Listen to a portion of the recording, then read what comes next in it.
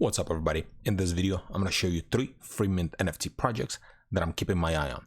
2 of them at the very early stage, and the third one, the last one, is the hypest free mint NFT at the time of recording this video. And before I show you the projects, just have to state something. I'm not a financial advisor. This is not a financial advice. This video is for educational and entertainment purpose only. Always do your own research before investing money into anything. So first project, it's called Drain Planets. Free mint. They already have a Discord. They have a website. There is not a whole lot of information on the website, but it still looks pretty cool. And if we scroll down, as you can see, since this project at a very early stage, it's not getting a whole lot of interaction, but at the same time, maybe it's good because it's going to be easy to get a whitelist spot for this project. So this is one of them, and most likely this is just a DGM project. Then the second project, it's called Martianz Freeman.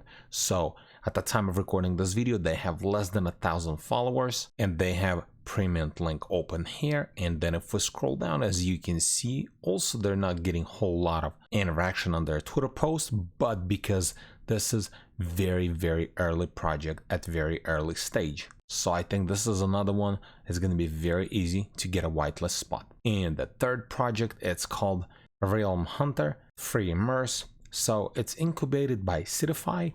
They also have their link tree, so they have some light paper, their website, and etc. And if we scroll down, they also have pre-mint link. I'm not even sure if it's active or not. As you can see, like this post right here was posted almost over a month ago, and it has crazy engagement, 80,000 likes and 78,000 retweets, but it's due to pre-mint link or alpha bot because this is part of the requirement.